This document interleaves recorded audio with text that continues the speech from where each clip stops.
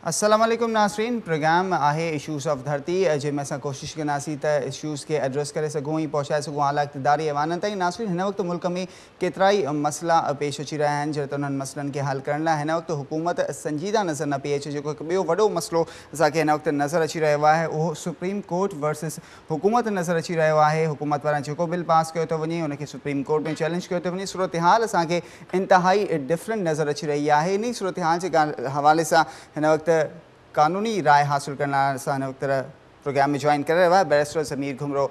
ज़मीर घुमरो साहब, अस्सलाम वालेकुम। ज़मीर घुमरो साहब, कीअं पिया ॾिसो सूरत हाल खे? जेको कानून हुकूमत तरफ़ां ठाहियो वञे थो उहो सुप्रीम कोर्ट में चैलेंज कयो थो वञे। छा मुल्क में ॿिया के मसइला न आहिनि जिन खे एड्रेस करे सघिजे? गॾो गॾु अव्हां खां इहो बि ॼाणणु चाहींदासीं त तौहीन अदालत वारो जेको बिल पास कयो वियो आहे पार्लियामेंट पारां, इन हवाले सां अव्हांजो छा चवणु आहे? ॾिसो, आइन में जेको आहे सो वाज़े आहे त parliament fundamental rights, independence of judiciary या पंहिंजो ऐं को बि अहिड़ो कानून नथी ठाहे सघे जेको आइन सां टकराव में हुजे। उन जे करे को बि अहिड़ो कानून जेको फंडामेंटल राइट्स सां या इंडिपेंडेंस ऑफ जुडिशरी सां टकराव में हूंदो उहो पार्लियामेंट कोन त उहो ठाहे सघे। पार्लियामेंट आइन जे ताबे आहे, पर इहो ज़रूरु इम्प्रेशन आहे मौजूदा गवर्नमेंट जो त जेको आहे सो जुडिशरी ओवर एक्टिव आहे, ख़ासि तौर ते गवर्नमेंट जे मामलनि ते। पर तव्हांखे ख़बर हूंदी त ख़ासि तौर ते NRO केस में जेको डिफायंस थी आहे सुप्रीम कोर्ट जे ऑर्डर्स, उन ई रोशनीअ में गवर्नमेंट सम्झे थी त जेको आहे इहा डिफायंस न आहे, सदर खे इम्यूनिटी हासिल आहे। उन करे असीं जेको आहे सो उन NRO जे पैरा 178 खे जेको आहे सो इम्प्लीमेंट नथा करे सघूं, ऐं जॾहिं जुडिशरी चए थी त उनखे इम्प्लीमेंट कयो। इहा जेको आहे आर्टिकल 248 जी वायलेशन न आहे।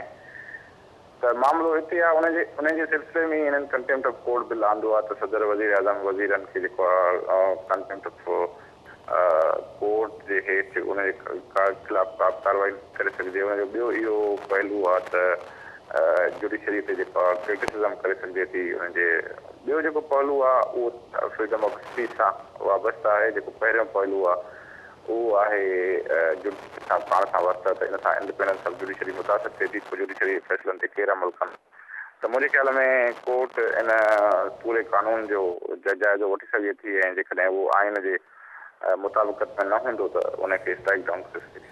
अच्छा बैरिस्टर साहब, जेको पावर ऑफ बैलेंसमेंट ऑफ पावर आहे जेको उनखे केरु एड्रेस कंदो? छाकाणि त पार्लियामेंट हिन वक़्तु इहो चई रही आहे त पार्लियामेंट सुप्रीम आहे आइन जी रूह जे मुताबिक़। जॾहिं त अदलिया जो अगरि असां ॾिसूं त अदलिया इहो थी चए त आइन जी तशरीह करणु अदलिया जो हक़ आहे। त इहा सूरत हाल जेका आहे उहा नथा सम्झो त अव्हां डिस्टर्बिंग आहे? इन सॼी सूरत हाल खे हल करण लाइ कहिड़ा स्टेप्स खणी सघजनि था ऐं कहिड़ा पावर्स जेके आहिनि उहे डिस्ट्रीब्यूट करे सघजनि था? न, उहो त जुडिशरी जो कमु आहे त उहो आइन में जेको उन्हनि जो रोल आहे इंटरप्रिटेशन जो उहो करे। पार्लियामेंट जो कमु आहे त उहो कानून ठाहे, पर पार्लियामेंट जेको कानून ठाहींदी उहो आइन हेठि ठाहींदी। जेके आइन में पैरामीटर्स हुनखे ॾिनल आहिनि त फंडामेंटल राइट्स जे ख़िलाफ़ को बि कानून न ठाहियो वेंदो, आइन जे बेसिक स्ट्रक्चर खे जेको आहे सो टच न कयो वेंदो। त पार्लियामेंट जूं जेके हदूं आहिनि आइन में, त उहा पार्लियामेंट उन्हनि ई हदुनि में रहंदे ई कानून ठाहे सघे थी। अहिड़े नमूने सां उहा जुडिशरी जे आज़ादी खे मुतासिर न कंदी। हाणे हिन में इहो थियो आहे त कंटेम्प्ट ऑफ कोर्ट एक्ट आयो आहे, उन में इहा गुंजाइश मौजूदु आहे त पंहिंजो इहे शिकूं त जॾहिं कंटेम्प्ट ऑफ कोर्ट जी कार्रवाई थींदी त कंहिंखे सज़ा वेंदी त उहा ऑटोमेटिकली सस्पेंड थी वेंदी जेसि ताईं हुनजे अपील जो राइट जेको आहे सो एक्सरसाइज़ नथो कयो वञे। त मुंहिंजे ख़्याल में कोर्ट सम्झंदी हूंदी त आर्टिकल 205 में 4 में कोर्ट खे जेको आहे सो राइट आहे त उहा जेको आहे कंहिंखे बि सज़ा ॾेई सघे थी, ऐं कोर्ट जो इनहेरेंट पावर आहे। उनखां सवाइ कोर्ट जी अथॉरिटी केरु न मञींदो। त इहो हिते कॉन्फ्लिक्ट आहे जेको आइनी प्रोविजन सां ऐं कंटेम्प्ट ऑफ कोर्ट एक्ट जे हेठि, उनखे जेको आहे सो कोर्ट रिज़ॉल्व करणु चाहींदी। ऐं पॉलिटिकल इशू जे हवाले सां इहो आहे त NRO केस ते जेको हले पियो त उन ते उनजा असरात आहिनि। उनजे करे पॉलिटिकल सिचुएशन जेको आहे सो हिन जे हवाले सां उहा तमामु गंभीर थी वई आहे। अच्छा बैरिस्टर साहब, अव्हांखे इहो पुछणु चाहींदासीं त पार्लियामेंट हिन वक़्तु तौहीन अदालत जो बिल पास करे चुकी आहे जंहिंखे सुप्रीम कोर्ट में चैलेंज पिणु कयो वियो आहे। अव्हां कानूनी माहिर वियो, अव्हां छा था सम्झो त छा हिन बिल ते जेसि ताईं को फ़ैसिलो नथो अचे वज़ीर आज़म राजो परवेज़ अशरफ NRO केस में जेको आहिनि सुप्रीम कोर्ट ॾाढो जवाबदार आहे, छा उन जेसि ताईं इहो फ़ैसिलो नथो अचे त छा तौहीन अदालत जो कानून हिन वक़्तु मुल्क में मौजूदु न आहे? बिल्कुल तौहीन अदालत जेको एक्ट आहे जेको पार्लियामेंट पास कयो आहे उहो बिल्कुलु मौजूदु आहे, उहो ई अमल में आहे। छो त अॻियों जेको कानून आहे उनखे रिपील कयो वियो आहे। जी उनजे करे जेसि ताईं जेको आहे सो इन जे बारे में कोर्ट फ़ैसिलो नथी करे तेसि ताईं वज़ीर आज़म जे ख़िलाफ़ जेका प्रोसीडिंग्स आहिनि जेके कोर्ट में हलनि पियूं उहे न हली सघंदियूं, उहे इन ई हलंदियूं त इन ई कानून तहत हलंदियूं। ऐं उन्हनि जे ख़िलाफ़ जीअं त वज़ीर आज़म खे प्रोटेक्शन मिलियल आहे त उनजे ख़िलाफ़ कंटेम्प्ट ऑफ कोर्ट प्रोसीडिंग नथी थी सघे। कंटेम्प्ट ऑफ कोर्ट एक्ट हेठि जेको पार्लियामेंट हाणे पास कयो आहे उन जे करे जेको आहे सो उहे प्रोसीडिंग्स बिल्कुलु इनइफेक्टिव थी वेंदियूं वज़ीर आज़म जे ख़िलाफ़। ऐं वज़ीर आज़म जे ख़िलाफ़ कोर्ट को बि क़दम न खणी सघंदी जेसि ताईं कंटेम्प्ट ऑफ कोर्ट एक्ट जे बारे में फ़ैसिलो कयो वञे त इहो आइन सां टकराव में आहे या न आहे।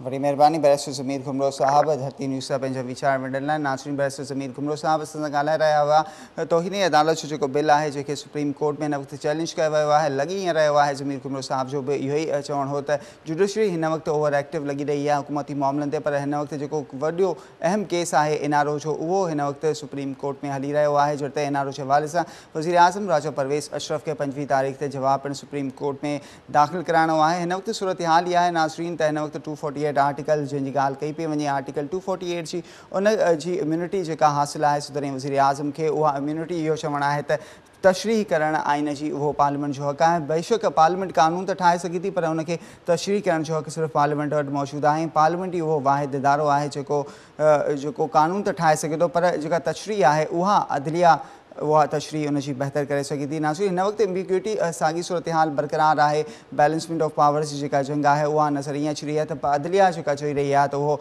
आइन जी तशरीह करणु उन्हनि जो हक़ आहे आइन जे हिसाब सां। छाकाणि त अगरि ॿिए तरफ़ सां ॾिसूं था त पार्लियामेंट जंहिंमें हिन वक़्तु मौजूदा हुकूमत मौजूदु आहे उहा इहा चई रही आहे त हू आइन खे वालादस्त रखणु चाहिनि था ऐं आइन तहत समूरा फ़ैसिला कंदा आहिनि। नाज़रीन हिन वक़्तु बि सूरत हाल काफ़ी मुंझाईंदड़ आहे, आम माण्हू हिन वक़्तु काफ़ी परेशान आहे। पर नाज़रीन सोचण जी ॻाल्हि इहा आहे त हिकिड़ो कानून जॾहिं पार्लियामेंट पारां ठाहियो वञे थो उनखे सुप्रीम कोर्ट में चैलेंज कयो थो वञे, जेका चैलेंज माफ़िया जेका आहे हिन वक़्तु उहा एक्टिव थी चुकी आहे। चैलेंज हर बिल खे कयो थो वञे पर असां जेकॾहिं ॿिए तरफ़ ॾिसूं त जेके लोकल इशूज़ आहिनि जेके सिविक इशूज़ आहिनि उहे अञा ताईं एड्रेस न पिया थियनि। पाणीअ जो मसइलो जीअं जो तूं बरक़रार आहे, महांगाई जो मसइलो जीअं जो तूं बरक़रार आहे, लोड शेडिंग आहे, बेरोज़गारी आहे, भत्ताखोरी आहे, केतिरा ई ॿिया अहम मसइला आहिनि जिन खे बि एड्रेस करणु हिन वक़्तु ज़रूरी आहे। पर नज़र ईअं अची रहियो आहे त हिन वक़्तु पार्लियामेंट बामुक़ाबिला अदलिया जेको आहिनि उहो हिन वक़्तु जंग लॻियल आहे। पर सूरत हाल इहा आहे त जेके आम माण्हुनि जा मसइला आहिनि उहे हिन वक़्तु ताईं एड्रेस न पिया थी सघनि। हिन वक़्तु सूरत हाल में आवाम जेको आहे आम माण्हू जेको आहे उहो हिन वक़्तु तमामु घणो परेशान आहे। पर यकीनन जिते कानूनदाननि जो बि इहो चवणु आहे त हीअ हिकु तारीख़ जो अहम तरीन केस आहे जॾहिं त तौहीन अदालत जो जेको बिल ठाहियो वियो आहे उन हवाले सां अॼु सुप्रीम कोर्ट में ॿुधणी थी जॾहिं त नए कानून ख़िलाफ़ केस में दरख़्वास्त गुज़ारनि जे वकीलनि खे सुभाणे ताईं दलील मुकमल करण जी हिदायत कई वई आहे। नाज़रीन हिन वक़्तु एडवोकेट वसीमुद्दीन शेख असांखे प्रोग्राम में ज्वाइन करायो आहे। वसीमुद्दीन साहब अस्सलाम वालेकुम। वालेकुम अस्सलाम। वसीम साहब, बिल को आप कैसे देख रहे हैं? तौहीन अदालत कंटेम्प्ट ऑफ बिल जो है वो पास किया गया है पार्लियामेंट की जानिब से, अभी वो सुप्रीम कोर्ट में चैलेंज भी है, क्या कहेंगे आप? सूरत हाल किस तरफ जा रही है? क्या हर दफ़ा यही होगा कि एक बिल जो है वो पार्लियामेंट पेश करेगी, पास करेगी, फिर उसको सुप्रीम कोर्ट में चेंज किया जाएगा? ये सूरत हाल क्या ऐसे ही चलती रहेगी? जनाब, दरअसल बात ये है कि ये गवर्नमेंट की एक हठधर्मी है कि गवर्नमेंट जो है चाहती है कि बाकायदा तौर पे सुप्रीम कोर्ट से मतभेद करे, अपने आप को सियासी शहीद करवाए और किसी तरह से सियासी शहीद होकर जो है वो दोबारा मजलूम बनकर दोबारा आए और इलेक्शन के लिए जो है ना अपनी तैयारी करे। एक्चुअली जो ये बिल है ये कतई तौर पे गैर मौजू था और गैर कानूनी था। इसको बनाने वाले जो है हमारे जो कुछ साथी वकला हैं, मैं समझता हूँ, मुझे हैरत होती है कि वो किस तरह से जो है अपने चंद जाती मुफाद की खातिर जो है अपने कानून की कुर्बानी दे रहे हैं, अपने आइन की कुर्बानी दे रहे हैं। जबकि देखा जाए तो कॉन्स्टिट्यूशन के अंदर क्लियरली ये बात मौजूद है कि जो भी चीज़ अपना कॉन्स्टिट्यूशन से मुतसादम होगी वो चीज़ जो है किसी भी सूरत में बिल की शक्ल में नहीं आ सकती और वो बातिल मानी जाएगी। लेकिन उसके बावजूद ये सारी चीज़ समझते हुए इस चीज़ को गलत तरीके से जो है ना उन्होंने बिल पेश किया। अब ये सोचने की बात है कि आइन के मुताबिक तमाम पाकिस्तानी बराबर के हकूक रखते हैं, उनके बराबर के इख्तियारात हैं, लेकिन यहाँ पर जो है मखसूस एक तबके को, एक सियासतदानों को या एक कह लें कि वफाकी वज़ीरा वगैरह, इन लोगों को जो है यह प्रिविलेज दिया जा रहा है कि वो इस चीज़ से मुबर्रा होंगे कि अगर वो सुप्रीम कोर्ट के किसी फैसले, आला अदलिया के किसी फैसले पर डिस्कस करते हैं तो उनको तौहीन से मुस्तस्ना करार दिया जाएगा कि उन्होंने कोई तौहीन अदालत नहीं की, और यही शख्स कोई और यही काम अगर कोई और करेगा तो तौहीन अदालत के ज़मरे में आएगा। जबकि ये आर्टिकल 25 की क्लियरली वायलेशन है, क्योंकि तमाम पाकिस्तानी आपस में एक ही हैसियत रखते हैं, उसमें कोई छोटा बड़ा नहीं है। अच्छा वसीम साहब आपसे ये हम पूछना चाहेंगे कि पार्लियामेंट कह रही है कि वो आइन की रूह से काम कर रही है, जबकि अदलिया कह रही है कि वो आइन की तशरीह कर सकती हैं। तो सूरत हाल जो है अभी भी जो है वो काफ़ी डिस्टर्बिंग है। ये जो पावर की जंग जो चल रही है, आप क्या समझते हैं कि इस इशूज़ को सेटल कैसे किया जा सकता है? पार्लियामेंट भी वही कह रही है कि हम आइन का तहफ़्फ़ुज़ कर रहे हैं, अदलिया भी वही कह रही है, तो ये सूरत हाल जो है वो काफ़ी डिस्टर्बिंग है आवाम के लिए। बात यह है कि पार्लियामेंट आइन का तहफ़्फ़ुज़ कर रही है, तो अगर वो गलती करती है या कानून बनाने में लेजिस्लेचर कोई गलती करते हैं या अपने ज़ातियात के फ़ायदे के लिए कुछ इम्प्लीमेंटेशन करते हैं, तो उसकी तशरीह कौन करेगा, उसको इंटरप्रेट कौन करेगा? उसको इंटरप्रेट सुप्रीम कोर्ट करेगी, उसकी तशरीह जो है सुप्रीम कोर्ट करेगी कि ये किस हद तक सही है और किस हद तक गलत है। उसमें पार्लियामेंट जो है वो आइन का तहफ़्फ़ुज़ करने की बात ना करे, क्योंकि उसको फाइनलाइज जो है सुप्रीम कोर्ट नहीं करना है कि ये इसकी रूह क्या आएगी। तो लेकिन जो अभी मौजूदा सियासत नजर आ रही है, उसमें जिस तरह से जो है वो वजीर आजम साहब वाला जो हुआ कि पार्लियामेंट ने उनको मुस्तस्ना कर दिया और बाद में वो एक ही झटके में सुप्रीम कोर्ट के हुक्म पे घर जाके बैठ गए, तो ये पार्लियामेंट खुद भी समझती है कि वो कितनी ताकतवर है और किस हिसाब से वो जो है ना आइन की जो है तशरीह कर रही है और आइन की पासदारी कर रही है। अच्छा, आर्टिकल 248 काफ़ी जो है वो बहस में आ रहा है। आर्टिकल 248 के तहत ये कहा जा रहा है कि सदर को इम्यूनिटी हासिल है, और कहा यह जा रहा है, जबकि अदलिया की जानिब से ये कहा जा रहा है कि अगर किसी को इम्यूनिटी हासिल है तो वो आके जो है अदालत में तलब करे। मगर जब हम माजी में देखते हैं तो माजी में तो हमने कभी ऐसी रिवायत नहीं देखी कि आर्टिकल 248 के तहत कोई सदर जो है उस दौर का जो है वो सुप्रीम कोर्ट में पेश हुआ और उसने 248 आर्टिकल के तहत इस्तिस्ना मांगी हो। जी, इसमें दरअसल बात यह है कि आज से पहले पाकिस्तान की रिवायत में कोई ऐसा क्रिमिनल प्रेसिडेंट नहीं आया जिसका स्विस अकाउंट में करोड़ों अरबों डॉलर के हिसाब से पैसा भरा हुआ हो, समझे ना। ये पहली पाकिस्तान में जो है ना एक ये आई है कि जो हमारे जरदारी साहब हैं, इनके मुतालिक एक एलिगेशन है कि उनका इतना पाकिस्तान का गबन किया हुआ पैसा वहाँ पे स्विस अकाउंट पर पड़ा हुआ है। तो अगर इनको ये बात ये है कि आर्टिकल 248 जो है उसकी रूल से इनको मुस्तस्ना हासिल है, तो ये इसकी इंटरप्रिटेशन में आ जाए ना सुप्रीम कोर्ट।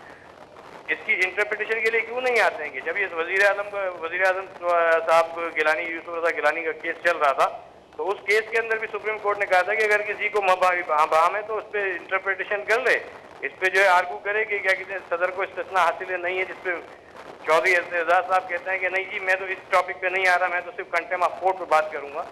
तो क्यों भागते हैं? उसके ऊपर एक पटिशन लग सकती है कि इसमें सदर को इस्तिस्ना हासिल है या नहीं है।